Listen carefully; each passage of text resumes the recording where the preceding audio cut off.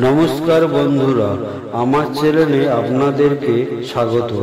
শিব পুরাণে উল্লেখ আছে, যদি কোনো ফুল নাও পাও তাহলে শুধুমাত্র একটি বেলপাতা দিয়ে কোনো ভক্ত যদি ভগবান শিবকে মনে ভক্তি রেখে অর্পণ করেন, তাতেই পরম তুষ্ট হন দেবাদিদেব মহাদেব। কোনো ভক্ত যদি শুধু বেলপাতা দিয়ে ভক্তি ভরে ভগবান শিবকে পূজা করেন, তাহলে তার সমস্ত মনস্কামনা পূর্ণ হয়। এই বেলপাতা শুধু ভগবান শিবের পুজোতেই লাগে না, সমস্ত দেবদেবীর পুজোতে বেলপাতা হলো একটি অপরিহার্য বস্তু। শিব পুরাণে বলা হয়েছে, বেলপাতা শিবের অত্যন্ত প্রিয় এবং বেলগাছ বাস্তুভিটায় থাকলে কি হয় তা বিস্তারিতভাবে এই ভিডিওতে বলবো। তাই আপনার জন্য এবং আপনার পরিবারের মঙ্গলের জন্য ভিডিওটি প্রথম থেকে শেষ পর্যন্ত দেখবেন। বাড়িতে বেলগাছ থাকা সৌভাগ্য না দুর্ভাগ্য, তা আজকে আপনাদেরকে বলবো। আপনাদের কাছে তাই অনুরোধ করছি, ভিডিওটি মনোযোগ সহকারে দেখবেন। বিল্বপত্রের 3টি পত্র ব্রহ্মা বিষ্ণু মহেশ্বরের স্বরূপ। বেলগাছের ছায়া মারালে অনাশ হয়, শাস্ত্র মতে তা বর্ণনা করা হয়েছে। বেলগাছকে পা দিয়ে স্পর্শ করলে শ্রীনাশ হয়, মানে লক্ষ্মী নাশ হয়। আর বেলগাছকে যে বাড়িতে কাঠ হিসেবে পোড়ানো হয়, সেই বাড়িতে সকলে পাপে পরিপূর্ণ হয় এবং দেবী লক্ষ্মী সেই বাড়ি থেকে দূরে চলে যান। বেলগাছ যে স্থানে থাকে সেই স্থান সর্বদা পবিত্র হিসাবে গণ্য করা হয়। আবার বেলপাতার ত্রিফলককে নিরাকার পরমব্রহ্মের ত্রিনয়ন বলে গণ্য করা হয়।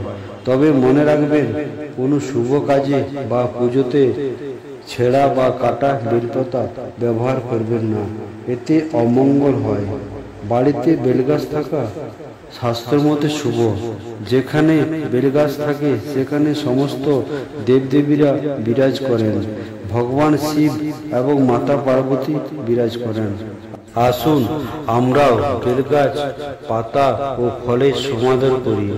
বন্ধুরা, নিয়মিত বিল্বপক্ষের প্রণামন্ত্র পাঠ করলে পরমেশ্বর ভগবানের কৃপা লাভ করা যায়। আর বাড়িতে যদি শিবপুরাণ এবং শাস্ত্রমতে বেলগাছ থাকে, তাহলে সেই বাড়িকে দেবাদিদেব মহাদেব রক্ষা কবচ দিয়ে থাকেন এবং তার সঙ্গে মাতা পার্বতী ও দেবী লক্ষ্মীর আশীর্বাদ সেই বাড়ির সকল সদস্যদের উপর থাকে। বন্ধুরা, তাই শাস্ত্রমতে বিল্বপত্র এবং বৃক্ষ সম্পর্কে শাস্ত্র বলছে, বাড়ির উত্তর পূর্ব দিকে বেলগাছ থাকলে বাড়িতে ধন সম্পদ প্রাপ্তি হয় ও বাড়ি থেকে অশুভ শক্তি দূর হয়। বাড়ির পূর্ব দিকে বেলগাছ থাকলে বিভিন্ন সম্পদ শান্তি লাভে নির্দেশ করে।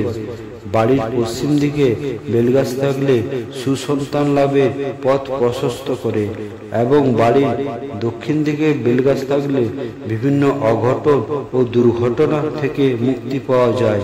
তাই বন্ধুরা, বাড়িতে বেলগাছ রাখা খুবই শুভ এবং বাড়িতে বেলগাছ থাকলে তার আশপাশ পরিষ্কার পরিচ্ছন্ন রাখা উচিত, কারণ এই গাছের মধ্যে স্বয়ং দেবী বিরাজ করেন, স্বয়ং ভগবান শিব বিরাজ করেন।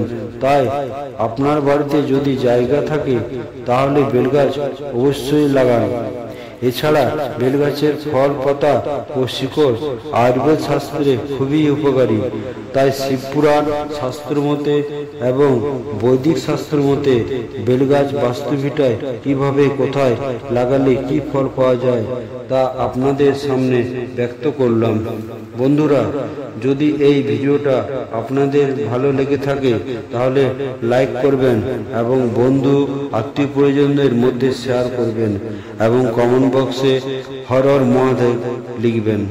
নমস্কার বন্ধুরা, ভিডিওটি আজকের মতো এখানেই শেষ করছি।